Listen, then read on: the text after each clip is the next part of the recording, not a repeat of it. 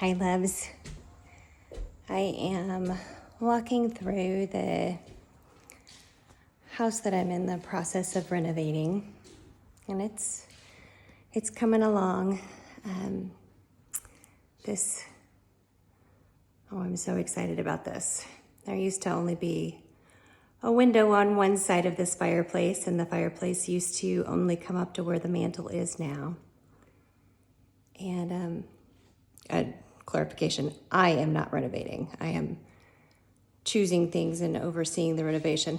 Those are skills I don't have. The actual doing of things. But it is slowly becoming my own.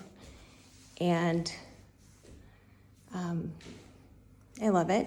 And I'm excited in some ways. But as I am walking around this morning, I am finding myself completely overwhelmed and filled with fear. And I think those are the moments that we maybe don't see enough of for people who are making big life changes and for things that can sometimes seem cool and exciting. These used to be spindles, like 1970 spindles, and now they're panes, and that will be a barn door going into what would have been a dining room, but will instead be some office space. See, exciting. So here's the thing. Up until now, and actually continuing now, my ish and I just hate the term ex. My daughter's dad, my spouse of 15 years, my partner of 18 years, have been living very peacefully in our shared home.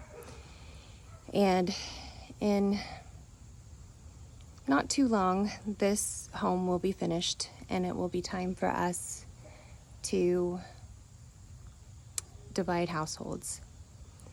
And that is going to be really freaking hard, because right now we still have dinner together every night, and we sit and watch TV as a family. And I know at the end of the day, it's the right choice. I tried to have a conversation a couple of weeks ago in which I was explaining that I had been looking at some attachment stuff and that I was actually trying to apologize. I was talking about how sometimes people with anxious attachment can see themselves as somehow superior to those with avoidant attachment, who lean toward avoidant attachment because they see themselves as being somehow more emotionally educated, emotionally intelligent, and they can make their partners who lean toward avoidant attachment feel a little bit inferior, and like they don't understand their emotions. And I just told him I know there were times that I did that, and I'm so sorry.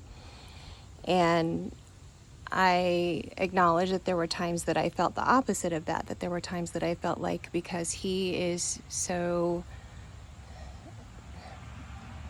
tends to be so avoidant of emotion, that there were times that I felt like he really looked down on me for having emotion. And then I was just really sorry that we weren't able to figure it out and to work through it together. And his response to that was that he didn't know how any relationship could survive that kind of scrutiny.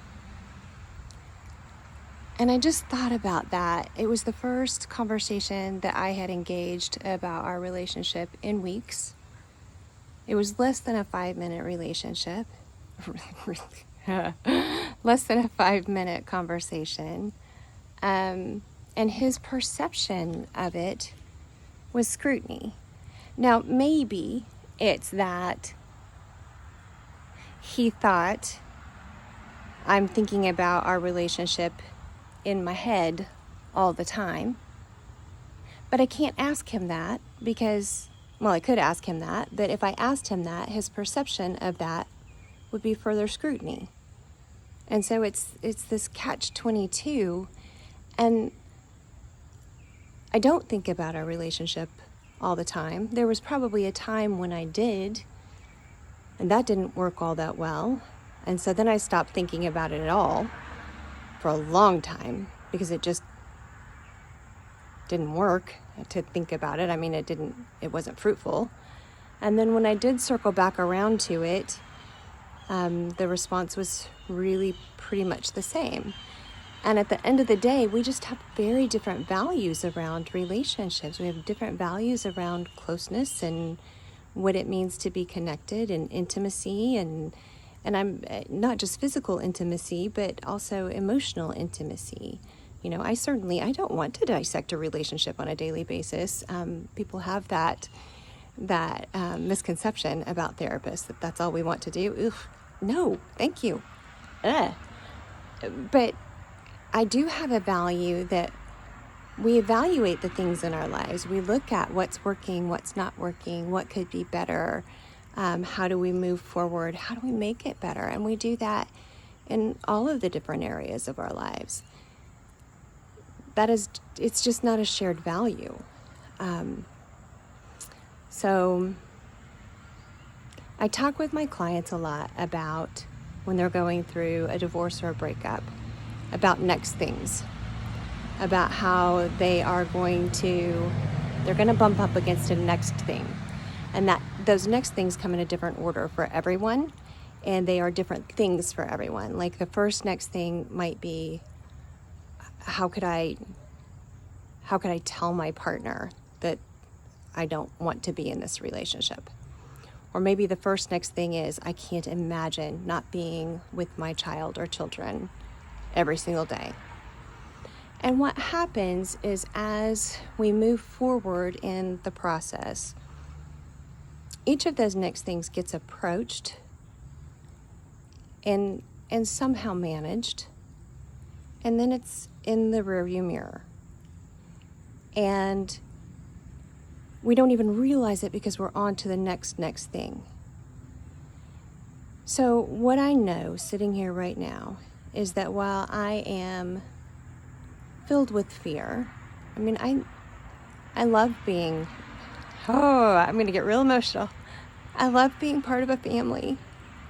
I love alone time. I'm not at all afraid to be alone. I have no desire to date for a really long time. And when I do reach that point, he's going to have to bring his A game. I love being part of a family. I love our family time together. I can't fathom not sitting together and hanging out every night.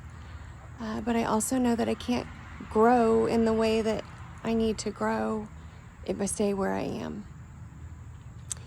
And I need to be able to put that energy other places, because trying to invest it where there's not reciprocity, it just creates burnout. So I know that this is my next thing.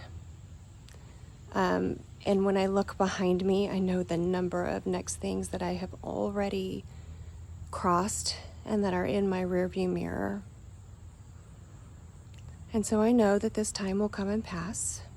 And I know that we will find our way through it. Frankly, I know that my daughter will probably handle it better than I do. She just is. She's wise and resilient, and it's not that it won't be difficult. I mean, we're going to Disney as a family in a couple of weeks. We will remain a family, just in a different way. But I'm freaking scared. I'm about to lose my I am woman, hear me roar card, but I'm scared to not have the security of a man in my life, or in my house. I am scared to know that it's all on my shoulders. I'm scared. But this is my next thing. And I know, like all the other next things, it will be in my rearview mirror. And my home will be beautiful. And I'm looking forward to a time where I get to love freely, and that I know that the love I invest comes back to me, because that if I am with a partner, that partner values that as well. And if I'm not with a partner, then I'm using that energy on other things. Big change is hard. It's laced with ambivalence, it's laced with fear. We have to lean into the fear if we want to grow. So, here's to growth, even when it's scary.